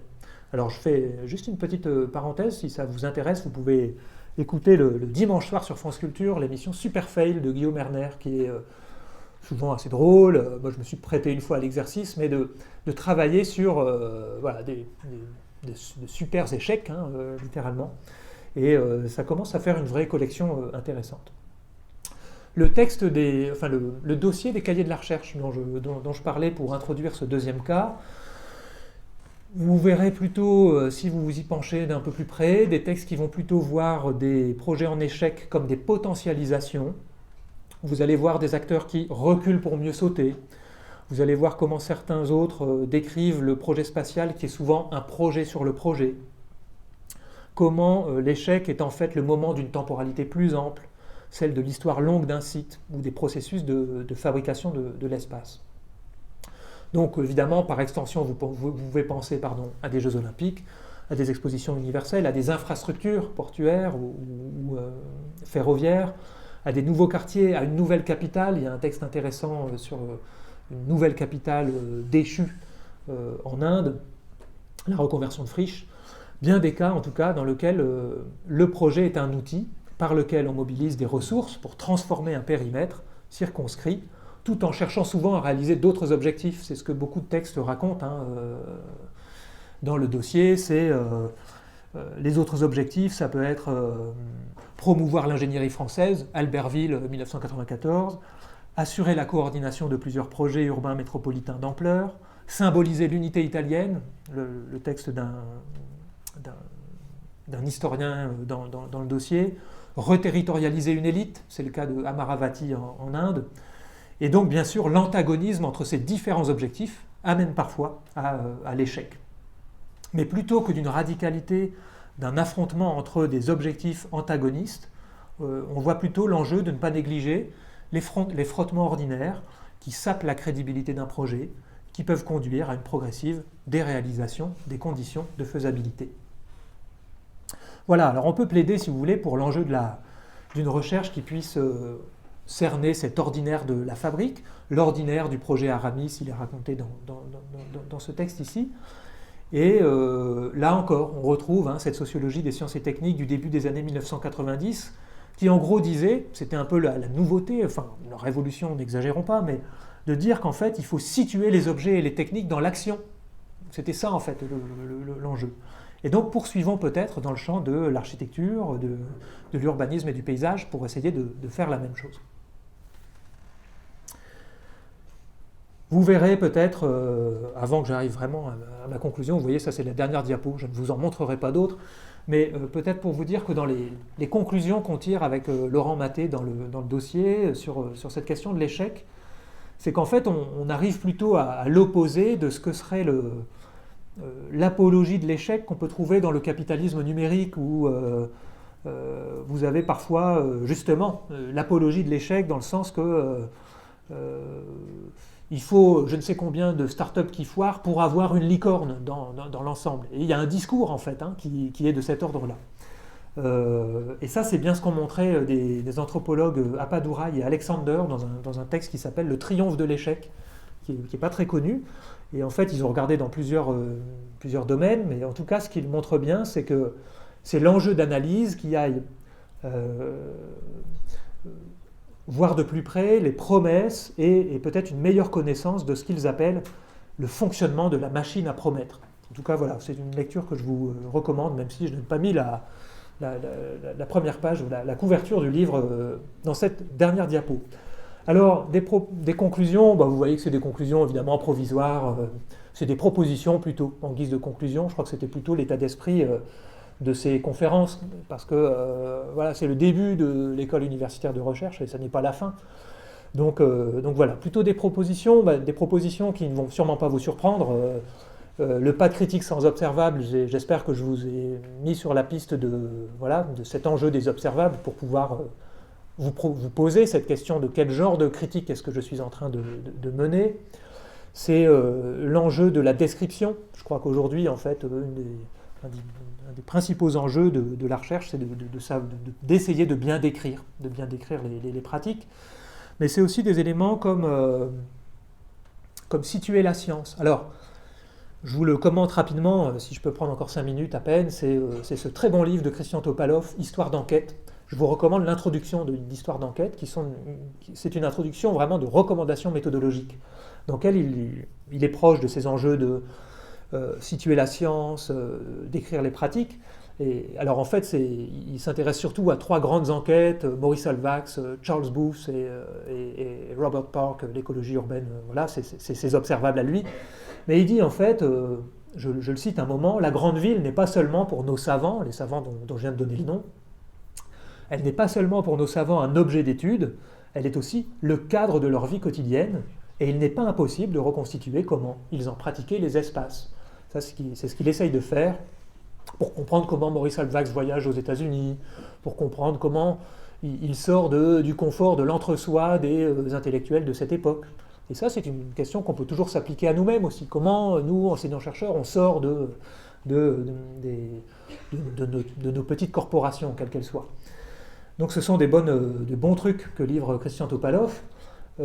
Situer la science, c'est la même chose, quoi. C'est que finalement, il dit situer la science, c'est pas se donner un site comme on le dit parfois en géo ou en urbanisme, hein. C'est un site, un périmètre, etc. C'est plutôt identifier un réseau d'interaction, un espace géographique et institutionnel défini par un réseau d'interaction et par un ensemble de conversations. Vous voyez que je reprends ce terme que lui propose, hein, en disant que quand on travaille sur des auteurs, il faut d'abord partir des conversations que ces auteurs ont eues avec leurs contemporains et avec les auteurs avec qui ils dialoguent, qui peuvent être des auteurs morts, quoi, par exemple. Voilà, situer la science, décrire les pratiques, se réapproprier des notions, je n'ai pas le temps de le développer, mais je crois que c'est un enjeu aujourd'hui d'essayer de se réapproprier des notions dont on a l'impression qu'elles tournent à vide et qu'elles sont très fortement utilisées ou mobilisées par beaucoup d'acteurs. Alors c'est un exemple qu'on prend et ça me permet de faire un clin d'œil à cet ouvrage qui est sorti il y a quelques mois, L'usage des ambiances, un des récents colloques de Cerisy. C'est un petit texte dans lequel j'essaie de me dire qu'est-ce que c'est que ce vertige qui nous prend quand on voit que les ambiances sont à ce point designées et instrumentalisées par des politiques publiques ou des projets urbains. Et donc, voilà, c'est peut-être essayer de voir ce que, c'est le sous-titre du livre, l'épreuve sensible des situations, permet de penser par rapport à une ambiance qui, saisie par le niveau technico-politique, mène plutôt ailleurs.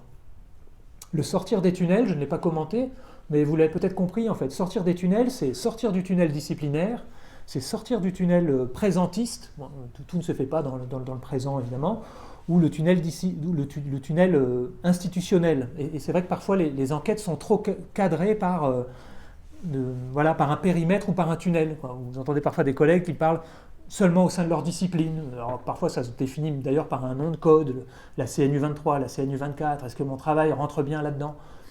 Ouais, c'est pas tout à fait les enjeux d'un chercheur de terrain que de commencer à cadrer de cette manière.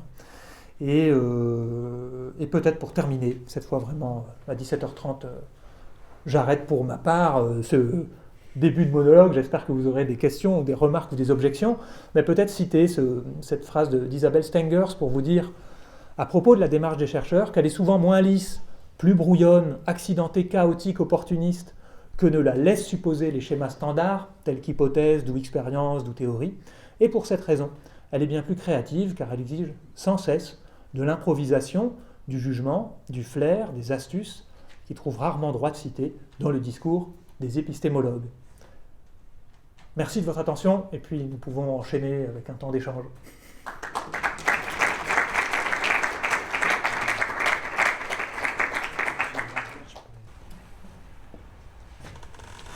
Et là, Nicolas prend sa feuille de papier. Moi j'ai une série de questions. Mais je vais commencer par une première question qui est, je le sais, un de tes sujets de travail, mais sur lequel peut-être tu es resté en creux.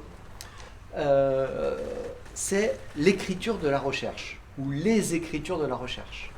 C'est-à-dire sur cet enjeu de pas de critique sans observable, de décrire les pratiques, de se réapproprier les notions, de sortir des tunnels disciplinaires, académiques ou du présentisme qui peut nous obséder et nous oublier de regarder derrière et devant.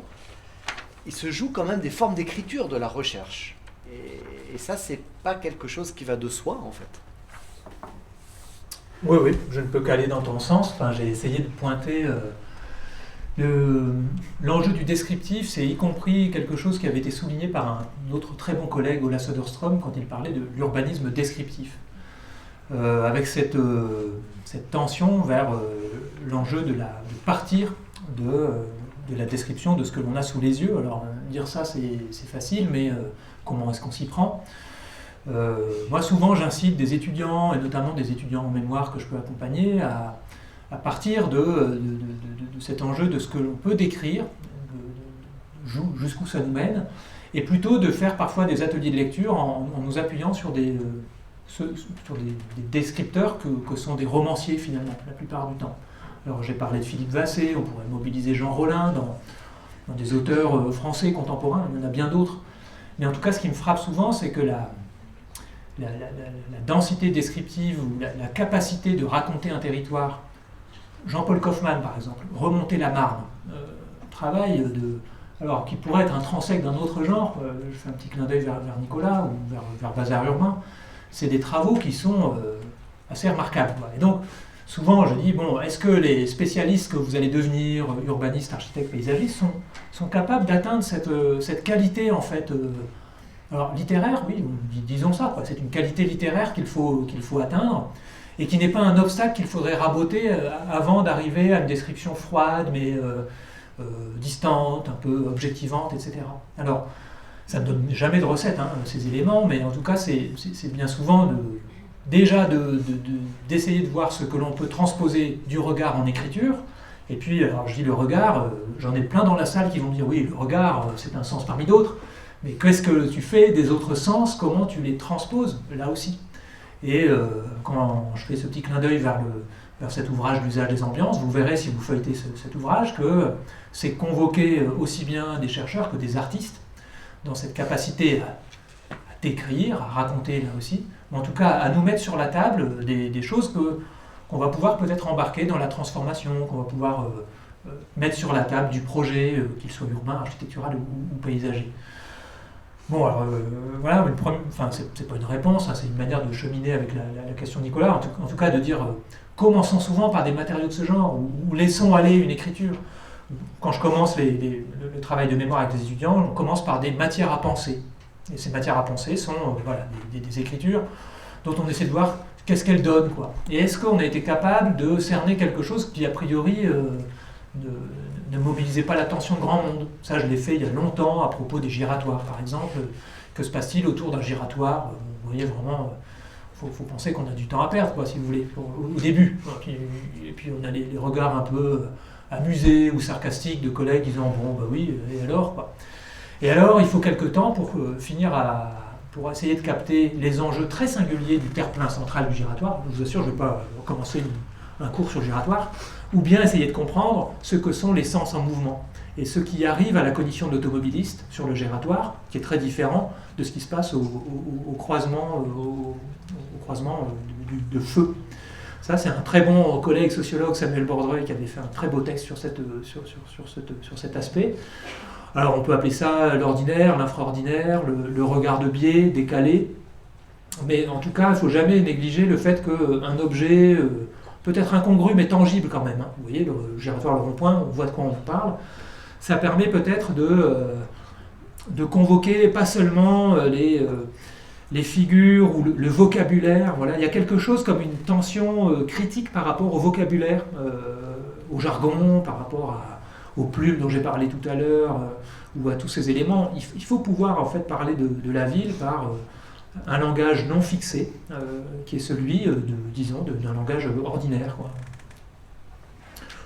Rebond peut-être sur cette question des écritures, par bien sûr pluralité, mais surtout les écritures qui sont celles de la description, disons littéraire, quoi.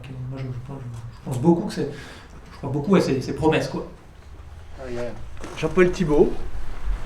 Oui, merci beaucoup Laurent pour ta présentation, pour cette conférence très riche et très belle. Moi, j'aurais une question dans le fil en fait de ce que Nicolas t'a demandé sur la question des observables. Il me semblait entendre dans ce que tu disais en creux quelque chose qui est de l'ordre aussi d'une recherche des possibles dans le projet.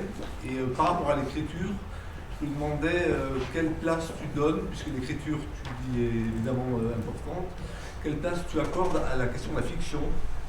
Et est-ce qu'à observable, on ne pourrait pas associer aussi imaginable dans une problématique du projet? Donc je ne sais pas, la place de la fiction, est-ce que ça a un sens d'en parler? Ouais, merci Jean-Paul. Merci de cette question, parce que je pense qu'elle est indispensable en fait. Et c'est vrai que j'ai beaucoup insisté sur finalement un plan qu'on pourrait dire plutôt analytique, quoi, des observables que l'on découpe dans le réel. organisé. Alors il faudrait s'entendre sur la réalité et le réel peut-être. Mais en tout cas, ça n'est pas exclusif d'autres mondes, quoi, et notamment de celui de l'imaginable. Tu as complètement raison, quoi. Enfin, en tout cas, de la fiction. Alors, donc évidemment, hein, je souscris à ta remarque, et puis c'est pas une objection, même pour moi, hein, c'est un complément. Par contre, j'y songe en effet dans ce qui peut nous attendre. Et ce nous, c'est Institut d'Urba, École d'Archi, Géo, enfin vous voyez un peu tout ça, hein, tout cet ensemble beaucoup plus proche qu'on imagine. C'est d'essayer de prendre au sérieux des écritures fictionnelles, mais très tangibles, quoi. Alors, ça me fait penser à un cas qu'on a fait entre experts. C'était experts, mettez des guillemets, des enseignants-chercheurs amenés par la DATAR à faire un exercice de prospective, Territoire 2040. Et dans Territoire 2040, un peu aiguillé par Martin Vanier, qui est collègue longtemps grenoblois, en tout cas ici, et c'était lui qui pilotait un peu cet exercice-là. On a travaillé à l'enjeu d'une prospective contrastée, avec des scénarios contrastés. Bon, on essayait d'en définir 3 sur différents territoires.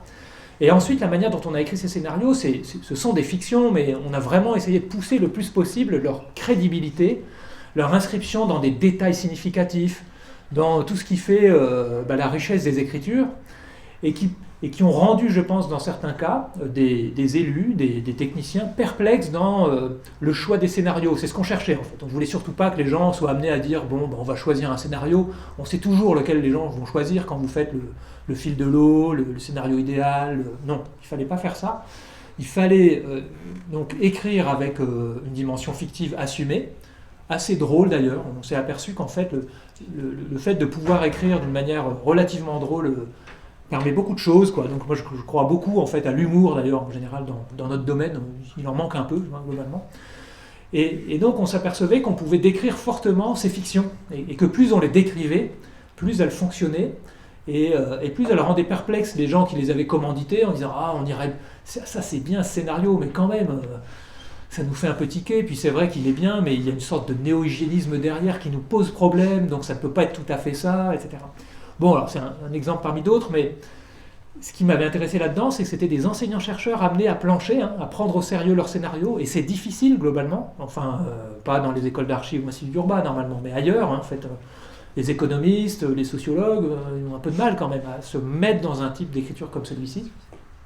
Et là, on était complètement dans l'imaginable, y compris dans les intitulés, etc. Là, on rentrerait dans ce qui est de l'ordre du projet proposé en école d'architecture, mais en l'assumant, et en l'assumant à dire d'experts, ce qu'on trouvait intéressant en fait, parce que c'était des experts qui travaillaient, donc des experts des systèmes métropolitains, mais ils se lançaient dans une écriture délibérément fictionnelle. Voilà. Donc bon, c'était intéressant, et non, c'est au moins aussi important que l'observable, hein, dont je parlais, je pense, tout à l'heure, quoi. Merci de l'avoir mentionné. On pourrait en rajouter une couche. Sûrement. Pascal en fou. Parlez fort pour le micro. S'il faut ajouter les imaginables aux observables, est-ce qu'on ne devrait pas ajouter aussi un vivable ? Alors c'est évidemment un jeu de mots, mais je pense à ce que tu as dit sur... un retour sur la notion de projet, quoi. C'est-à-dire que quand on parle de projet échoué ou de projet raté, etc., est-ce que sémantiquement c'est juste par rapport à la notion de projet ? Est-ce que le propre de la notion de projet n'est pas précisément d'être peut-être un moment vivable, justement, de vie, qui de toute façon va ailleurs que l'enjeu qu'il s'est donné au départ, d'une certaine façon. Enfin, voilà, je ne vais pas plus loin parce que c'est des interrogations. Mais je pense aussi à ces revendications contemporaines sur justement le vivant par rapport le différenciant du vécu, sur les points de vie, sur les lignes de vie, sur ces choses-là. Et où en fait, on n'est plus dans une opposition entre ce qui est observable, ce qui est imaginable, ou entre ce qui est du réel ou de la fiction. Et je trouve que quand tu parles du degré de réalité, par exemple, je pense que c'est une notion qu'on utilise depuis longtemps, mais qui touche aussi, par exemple, le monde du numérique. Des gens comme Claude Cados définissaient bien la virtualité, le réalisme d'un objet simulé et d'une recherche qui visait à augmenter le degré de réalité parce qu'il pouvait passer par différents canaux sensoriels, etc. Donc je trouve que ces vocabulaires-là se démarquent par rapport à ceux de l'observable ou de l'imaginable, par exemple, ou de ceux du réel et de la fiction. Ouais, merci Pascal. Moi, je pense que c'est assez convergent avec ces propositions de Latour, en fait, sur les degrés de réalisation, et surtout pas, en effet, d'opposer l'observable à l'imaginable. Hein. Moi, je pense qu'il faut les articuler. Je trouvais très intéressant que tu l'aies trouvé chez Michel Marié, qui est alors lui beaucoup plus ancien. Oui. Moi, je l'avais rencontré autour de la notion de ménagement. Oui. J'avais travaillé autour de la notion de projet. Et ça revient à la mode tout à coup. Là, depuis 6 mois, j'entends plein de gens qui parlent d'aménagement. Oui, tout à fait. Alors que, mais je ne savais pas, par contre, qu'il avait parlé de degré de réalité. À ce moment-là. Je ne me rappelais pas de ça. Et en fait, il y a, je pense, un mouvement dans les années 1980-90 qui fait ces propositions théoriques, qui vont soit plutôt rester confinés à une sociologie des sciences et techniques qui a plutôt compris tout ça, mais voilà, qui reste dans ce champ-là. Et puis, à mon avis, qui ressort, alors soit mal traduit sur management, ménagement, bon là, il y a des choses un peu terribles hein, qui peuvent se voir, mais qui peut-être reviennent plus sérieusement avec ce que tu proposes, peut-être autour du vivable. Là, je pense que ça permet de faire des connexions avec d'autres champs théoriques aussi que je n'ai pas mentionnés, mais qui n'étaient pas très loin, quoi. Enfin, on voit bien aujourd'hui sur des textes de Baptiste Morisot, sur la reconfiguration des limites entre justement le humain, non humain, nature-culture, tout ça est quand même très, à mon avis, suggestif, quoi. Voilà.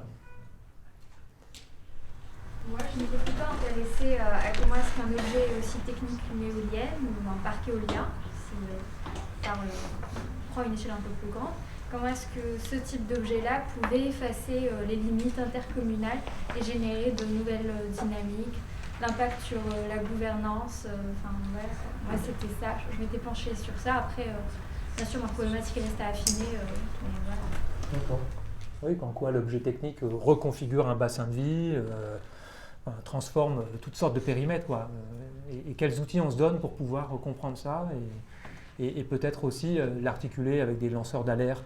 Bon, je ne connais pas votre terrain, bien entendu, mais en tout cas, quand tout à l'heure j'évoquais ces répertoires de projets échoués avec toutes les limites justement de ce vocabulaire réussite et échec, je vous ai dit tout à l'heure, pour moi, ça n'est pas un vocabulaire approprié. C'est des choses qu'on aimerait construire, y compris dans des projets de stage-recherche. Alors, je l'évoque parce que c'est quelque chose qu'on pratique, nous, à Nantes. Voilà, des stages pratiques de master sont des stages de 6 mois qu'on pratique et qui permettent aussi de contribuer à augmenter nos travaux de recherche et de les proposer à des gens qui sont en master. Donc voilà, c'est aussi des choses qui sont des portes ouvertes aussi, y compris pour des Grenoblois. Il ne faut pas rester dans l'enceinte, évidemment, d'une institution ou d'un labo de recherche ici ou là, quoi. Donc ça, je le lance aussi pour vous, pour la suite. Si des stages recherche sont envisageables, voilà, c'est aussi peut-être bien, grâce aux conférences que vous pourrez aussi avoir, à vous dire, tiens, c'est peut-être intéressant d'aller voir du côté du répertoire des projets échoués et dont Devine ne nous a pas parlé. Est-ce qu'il y a un moyen d'en constituer quelque chose de plus significatif? Bien sûr qu'on peut en reparler derrière, enfin en tout cas essayer de contribuer à ce travail. Il m'a semblé avoir vu plus nettement dans la conférence là que tu nous proposes 2 outils de la recherche. Le premier, qu'on pourrait dire un peu classique, qui est l'archéologie des projets, c'est remonter à l'histoire des projets, mais pas une histoire uniquement officielle. C'est, par exemple, on le voit avec ces habitants qui sont inquiets d'un immeuble sur leur terrain, ils essayent d'enquêter, ils essayent de remonter à l'origine du projet, et donc ce serait une archéologie du projet, mais multi-acteurs, et qui inclut les médias. Et donc, quels sont les observables? C'est des questions avec nos étudiants qu'on se pose quand on travaille sur des sujets compliqués comme le genre dans l'espace public, la présence de l'écologie, la question de l'air, qui ne sont pas des observables évidents. Donc quels sont ces objets intermédiaires qui nous permettent aussi de les enquêter, de les trouver? Et puis la deuxième qui m'a paru vraiment évident là, dans ta conférence et peut-être dans ton approche particulière, qui est cette jolie idée de conversation. Aller chercher les conversations des auteurs entre eux, d'un auteur d'aujourd'hui avec des auteurs du passé, et soi-même, en fait, rentrer en conversation. Et là, je verrais quand même un écart avec peut-être la posture plus latourienne que tu as beaucoup citée, des controverses, où c'est pas tout à fait une conversation, en fait. Et il me semble que dans cette idée de conversation, il y a une posture qui est à la fois une posture qui permet de revisiter ses propres disciplines, d'ouverture à d'autres disciplines, mais aussi, je dirais, de s'engager soi-même, quoi.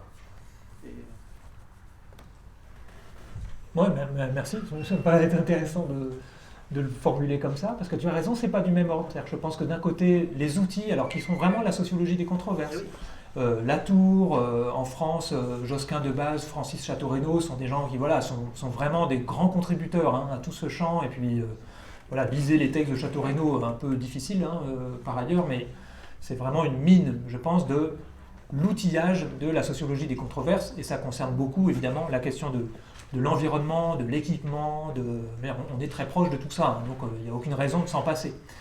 Mais en effet, c'est un peu différent de cette question, alors à la fois, je pense, très prometteuse des conversations, mais pour moi, l'inspiration principale, c'est sûrement Topalov, mais sur ce versant historique. C'est-à-dire que lui, en fait, reconstitue, dans son travail d'historien, les conversations que Park pouvait avoir avec tout un certain nombre de personnes, journalistes, pas journalistes, idem pour Alvax, sa femme, ses collègues, il y a des choses très drôles.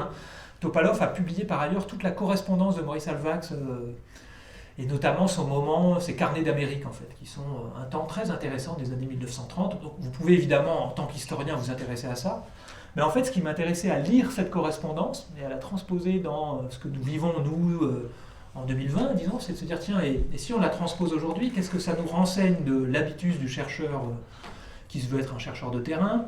Qu'est-ce que ça nous raconte de la consistance des rapports acteurs-chercheurs, par exemple? Et ça, je pense que c'est un matériau très intéressant à prendre en compte, qui est en fait aux confins d'une analyse biographique, mais aussi de prendre au sérieux cette matière des conversations, qui sont celles qu'on aura après la conférence, qu'on a eu avant, que les gens peuvent avoir dans des scènes très différentes dans cette ville ou ailleurs. Et ça, je crois que c'est un matériau digne d'intérêt, en fait, digne d'attention. C'est aussi cette manière de sortir du tunnel, quel qu'il soit. Et ça, je pense qu'aujourd'hui, il y a un petit risque, en fait, de redisciplinarisation et de... Alors, je ne sais pas, sur une critique de l'académie, ça n'aurait pas grand sens, mais en tout cas, c'est surtout de ne pas se... de ne pas trop vite périmétrer en général. Ça, je pense que c'est vraiment très, très important. C'est un vrai conseil que je donnerais volontiers, de ce côté-là. Donc, en effet, c'est un peu un autre paradigme, cette question de l'entrée par les conversations. Et je vais essayer de creuser ça. Merci de me faire cette... Je propose pour conclure, de passer la parole à Charles. Bon, moi je ne vais pas conclure, je vais épiloguer en 3 mots également. Déjà, merci beaucoup Laurent. Merci parce que je trouve que tu t'es plié à l'exercice qu'on t'a demandé avec brio, c'est-à-dire que tu as utilisé tes recherches comme prétexte pour nous expliquer comment on l'a fait, la recherche. Et on sent bien, en effet, cette empreinte latourienne, notamment, de ce chercheur, à un moment, qui fait un pas de côté, qui observe le scientifique en train de faire dans le laboratoire quelque chose. Et je reviens sur ce que je disais au départ, c'est qu'une des raisons pour lesquelles on inaugure ces conférences avec Laurent, puis d'autres après, c'est dans le fond déjà, pour pouvoir ambitionner de faire de la recherche, encore faut-il savoir qu'est-ce qu'on veut chercher. Et comment on construit son objet de recherche, je pense que c'est assez central. C'est pas juste une fantaisie intellectuelle, c'est quand même aussi répondre à un besoin social, particulièrement quand on fait de l'urbanisme, de la géographie, du paysage, de l'architecture. Mais c'est aussi quand même apprendre à se poser des questions, c'est développer un esprit critique tout simplement, et donc des protocoles d'observation, etc. Moi, il y a 2 mots que je trouve intéressants dans ce que tu racontes, puis en plus, bon, il se trouve que ça résonne en moi de manière assez particulière, parce que nous sommes par ailleurs tous engagés dans des recherches communes et collectives. C'est premièrement rendre visible ce qui ne l'est pas toujours. J'aime beaucoup ton expression, les petites mains de l'urbanisme. Je pense que le mot fabrique, tu as vraiment raison de revenir à son origine. On a une époque assez intéressante dans les métiers de l'urbanisme, de l'architecture, du paysage, dans le sens où on sent quand même que la question de la fabrique est en train progressivement de se substituer à celle de la création, et que l'attention quand même et qui n'est pas que propre d'ailleurs à ces métiers-là, à ceux qui font, au moins autant qu'à ceux qui conçoivent, elle est quand même de plus en plus importante, et on voit bien qu'on n'est pas outillé. Du côté du numérique, on ne cesse de parler des makers, par exemple, de ceux qui font, qui fabriquent, pas exclusivement de ceux qui créent. Et on voit bien que cette espèce de séparation un peu renaissante entre celui qui produit l'esquisse, qui conçoit le projet, celui qui réalise, cette séparation entre l'artiste et l'artisan, mais elle est de plus en plus floue en fait à cette fin du XXe siècle, peut-être même quand c'était une éclipse intellectuelle dont finalement nous ne sommes jamais vraiment sortis. Par contre, on essaie de rendre visible le fait que c'est pas si séparé que ça. C'est pas si séparé que ça, parce que tu nous dis une chose qui est quand même assez importante. Ça fait 25-30 ans qu'on parle de projet urbain. On sait faire, on sait se rendre hagiographe, biographe des grands architectes, urbanistes, paysagistes qui produisent et fabriquent la ville. Et on parle jamais de l'instructeur, de celui qui va rendre réalisable, de ceux qui travaillent, qui correspondent à peu près 99% de ceux qui vont mettre en œuvre en fait cette fabrique urbaine, ces petites mains dont tu parles. Et moi j'étais vraiment saisi par cette idée que oui, on peut faire de l'instructeur des permis de construire un objet d'étude en fait, et que je pense qu'il faut peut-être se décadrer un minimum et regarder l'ordinaire de la fabrication de la ville. Et ça, c'est le deuxième mot que je trouve intéressant, c'est-à-dire rendre visible ce qu'il ne l'est pas, et être attentif, prêter attention à l'ordinaire. Alors moi, j'aurais presque voulu t'interroger sur, mais y a-t-il un intérêt à rendre extraordinaire l'ordinaire ? Notre programme POPSU qui démarre demain, c'est une des questions qu'on se pose. Est-ce que l'ordinaire des paysages grenoblois ne pourrait pas trôner à côté de l'extraordinaire paysager grenoblois que sont les montagnes ? Ça, c'est une question qu'on se pose. Mais plus généralement, quand on formule un objet de recherche, ou en tout cas une intention de recherche, l'ordinaire des usages, l'ordinaire des questionnements, l'ordinaire de la pratique des métiers, c'est quelque chose qui en effet permet d'outrepasser un petit peu les approches idéologiques. Tu l'as très bien dit, la fabrique d'un espace n'est pas que le résultat d'un objet de lutte entre groupes constitués, ça l'est, mais c'est aussi tout simplement des cheminements, des choses qui se construisent progressivement. C'était intéressant l'itinéraire que tu nous présentais de ces habitants, qu'on imagine déjà bien renseignés quand même, ne serait-ce que parce que tu les as rencontrés. Ce n'est pas tout le monde qui va à une conférence, mais dont on voit ces gens qu'on ne peut pas résumer dans une seule démarche de nimbisme. Ils essayent de comprendre en fait, et ce faisant, ils se rendent compte que c'est plus compliqué que ça en a l'air. Et cet ordinaire de la réalité, de la fabrique des villes, pour reprendre tes termes, je pense qu'en soi, c'est déjà rendre visible toute une série d'observables. Et en effet, on voit bien qu'il faut qu'on s'équipe là-dessus, méthodologiquement. Les protocoles restent à inventer. Tu empruntes à l'ethnographie. Il y en a plein d'autres, à mon avis, qui existent déjà et dont on parlera, ma foi, dans le futur. Donc, moi, je pense que l'exercice, tu l'as réalisé, et plus que cela. Donc, tu nous invites à réfléchir tout simplement sur qu'est-ce qu'on observe et comment on les observe. Pour une inauguration d'une graduate school, je pense qu'on pouvait guère faire mieux. Donc, un grand merci à toi, Laurent, et j'espère que les étudiants, vous avez pris bonne note, puisque c'est le point de départ de réflexion dans vos mémoires et ailleurs. Merci encore. Merci.